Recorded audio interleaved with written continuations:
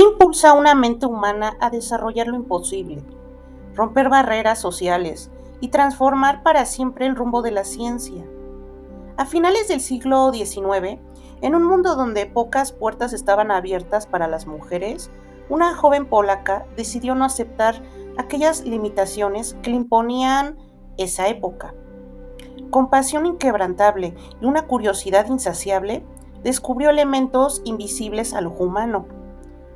Y al hacerlo, imaginó los caminos de la medicina, la física y la humanidad entera. Ella era Marie Curie, una historia de lucha, genialidad y legado que sigue inspirando al mundo hasta nuestros días. Bienvenidos a Historia Zoom, este espacio donde exploraremos las vidas de quienes cambiaron el mundo con su pasión y conocimiento. Hoy viajaremos al corazón de una de las historias más fascinantes de la ciencia, la vida de Marie Curie. Te invito a quedarte hasta el final para descubrir no solo sus logros más conocidos, sino también los desafíos ocultos y las victorias silenciosas que forjaron a esta increíble mujer. Bueno, comenzamos. Maria Sklodowska nació en Varsovia, Polonia, el 7 de noviembre de 1867, hija de un profesor de secundaria. Recibió una educación general en escuelas locales y cierta formación científica por parte de su padre. En su juventud, Maria Sklodowska vivió en Varsovia, la capital de Polonia, que en ese entonces, hay que recordar, estamos hablando de la segunda mitad del siglo XIX, se encontraba bajo el dominio del Imperio ruso. Durante aquella época, los rusos ejercían un fuerte control sobre la vida política, cultural y educativa de Polonia. Por esa situación se prohibía enseñar la historia y lengua polaca y se inculcaba la forma de ser rusa. ¿A qué me refiero con esto? La rusificación fue una política del Imperio ruso que buscaba imponer la cultura, el idioma y las costumbres rusas en territorios que en aquellos ayeres dominaban, en este caso Polonia. En Varsovia esto significaba que se prohibiera enseñar el polaco y se obligaba el uso del ruso en las escuelas y en la administración. Del mismo modo se llegó a reprimir cualquier expresión de identidad nacional polaca. Ya en este contexto de opresión, María, apenas con unos 16, 18 años aproximadamente, se involucró en actividades clandestinas, ya que participó en una organización revolucionaria estudiantil secreta conocida como la Universidad Volante. Esta institución no era oficial, ofrecía sin embargo educación superior en polaco y fomentaba el pensamiento científico y el sentimiento nacionalista. Todo esto de una manera ilegal, obviamente, debido a las restricciones rusas. Ahora, ser descubierta en estas actividades podía tener consecuencias muy graves, como llegar a prisión, el exilio a Siberia o incluso la muerte. Ante el peligro creciente y viendo pocas posibilidades de desarrollar su carrera académica en Varsovia, María decidió abandonar la ciudad. En ese entonces había optado por un traslado a Cracovia. Entonces pertenecía al dominio del Imperio Austrohúngaro, donde había mayor libertad cultural y académica para los polacos. Cracovia no estaba libre de las limitaciones. Era un ambiente mucho menos opresivo, sí, si lo comparamos con Varsovia. Allí María pudo encontrar mejores condiciones para planear su futuro educativo, aunque finalmente sería París, Francia, donde lograría realmente iniciar sus estudios superiores, en la Universidad de la Sorbona. Se trasladó a París en 1891 para así poder continuar sus estudios, como ya les había mencionado anteriormente, donde obtuvo la licenciatura en Física y Ciencias Matemáticas. Fue allí mismo donde conoció a Pierre Curie, profesor de la Escuela de Física, en 1894. Ellos fueron conocidos como la pareja Curie. Al siguiente año se casaron. Sucedió a su marido como jefa del Laboratorio de Física de la Sorbona y obtuvo su título de doctora en ciencias en 1903. Tras la trágica muerte de Pierre Curie en 1906, ocupó su lugar como profesora de Física General de la Facultad de Ciencias, la primera vez que una mujer ocupaba ese cargo. También fue nombrada directora del Laboratorio Curie en el Instituto del Radio de la Universidad de París, fundada en 1914.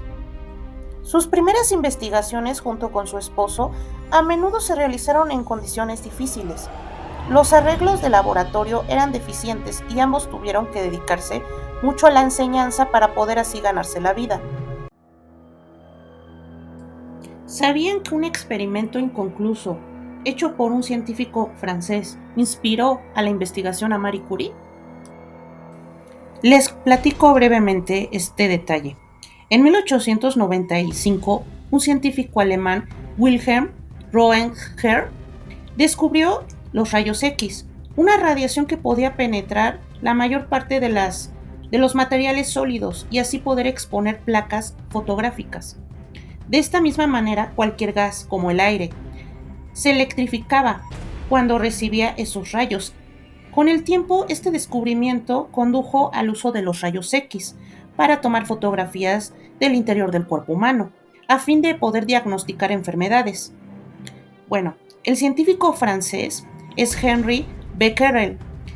Él decidió investigar si los rayos X tenían alguna relación con la fluorescencia, el resplandor o la radiación visible que emiten las sustancias después de ser expuestas a los rayos ultravioletas de la luz solar. La manera de poder averiguarlo consistió en realizar experimentos con elementos fluorescentes, como el uranio.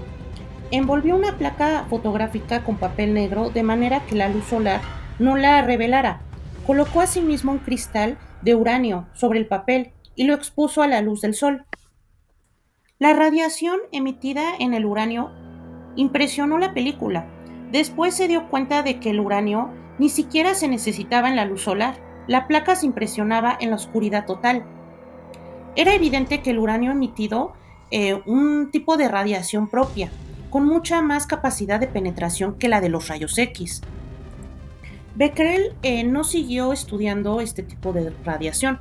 Sin embargo, llegó a hablar sobre el tema con Marie Curie. En aquellos tiempos, la mayor parte de los fondos destinados a la ciencia se dedicaban al estudio de los rayos X. A Marie Curie le interesaba mucho más esta nueva radiación y su fuente. Los esposos Curie eran pobres, de manera que tuvieron que contentarse con el único laboratorio disponible para ellos, un cobertizo frío y en pésimas condiciones cerca de la Sorbona. El primer paso de Marie Curie fue hallar todas las fuentes de esta radiación y después elegir la más poderosa para su investigación. Por su parte, Pierre Curie había inventado un artefacto llamado electrómetro, el cual medía los niveles de la radiación. Marie Curie probó todos los elementos y cientos de minerales, en particular los compuestos de uranio. Encontró que los compuestos de otro elemento, el torio, emitían rayos similares, pero su descubrimiento más estimulante fue una propiedad de un mineral de uranio llamado peclenda. Este mineral emitía una radiación mucho más intensa que el mineral de uranio. Curie pensó que debía de haber uno o más elementos nuevos en este mineral que eran radioactivos, como ella propuso llamarlos. Por suerte, Austria contaba con grandes cantidades de pecblenda, que se consideraban inútiles después de haberse quitado el uranio. María adquirió varias toneladas de este mineral y procedió a hervirla y refinarla para separarla todos sus elementos. Pasó años intentando este trabajo. Para entonces su esposo Pierre le ayudaba, pero finalmente logró resultados asombrosos. Primero, descubrió un nuevo elemento radioactivo al cual llamó polonio, en recuerdo a su Polonia, su país natal. Era 400 veces más poderoso que el uranio, pero esto solo fue el principio. Sin embargo, se ocultaba otro elemento. En 1898, María lo había encontrado, lo bautizó radio. Ahora, necesitó otros 4 años para purificarlo y determinar su peso atómico, pero el radio demostró ser aún más notable de lo que ella misma había imaginado. Era 1.000.000 de veces más poderoso que el mismo uranio. Despedía calor y emitía un resplandor azul en la oscuridad. Producía gases radioactivos, hacía impresiones en placas fotográficas y volvía de color violeta los recipientes en que se guardaba. También era mortal. Marie Curie presentó su tesis, que fue la más rentable de la historia, pues le dio el título de doctora y además 2 premios Nobel. El primero lo obtuvo en 1903, compartido con Becquerel y su marido. El segundo fue en solitario, en 1911. Pierre había fallecido 5 años antes, siendo atropellado por un coche de caballos, prácticamente una carreta.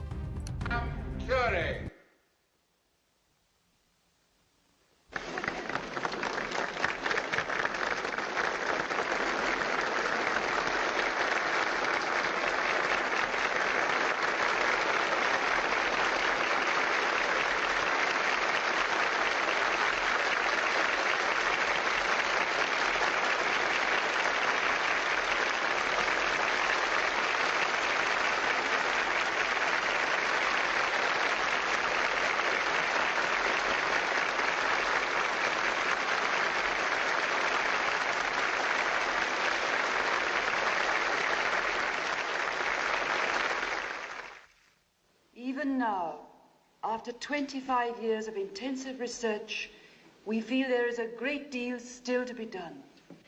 We have made many discoveries.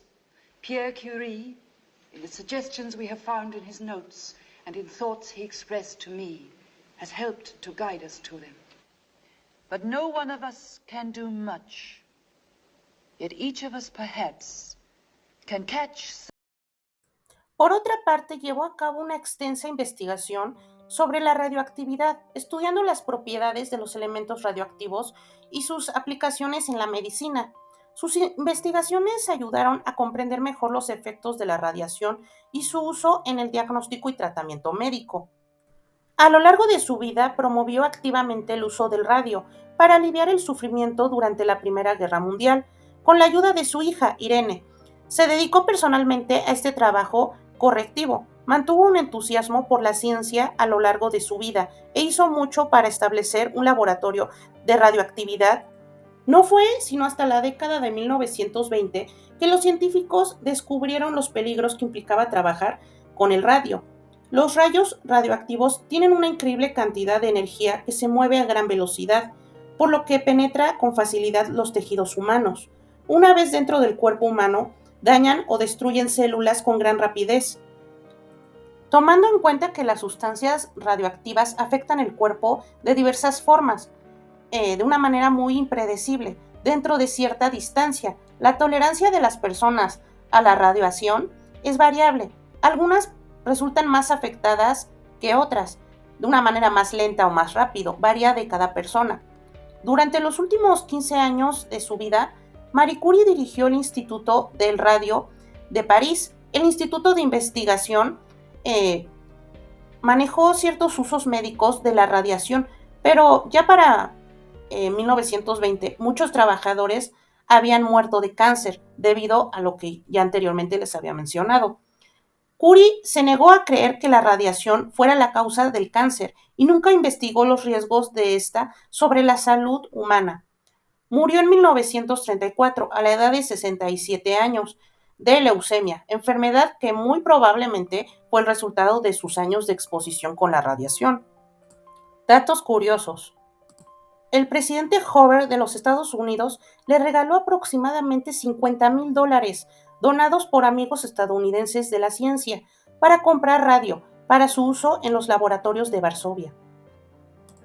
Desde 1922 ha sido miembro del Comité de Cooperación Intelectual de la Sociedad de Naciones. Fue defensora de la igualdad de género en la ciencia y apoyó la educación científica en las mujeres. Marie Curie dejó un legado en la ciencia y ha sido un modelo a seguir para muchas mujeres científicas, ya que su trabajo en la radioactividad y la investigación nuclear sentó las bases para numerosos avances científicos y aplicaciones médicas que continúan siendo relevantes hasta la actualidad. La historia de Marie Curie nos recuerda a la verdadera grandeza. No nace de la facilidad, sino del coraje de persistir ante lo imposible.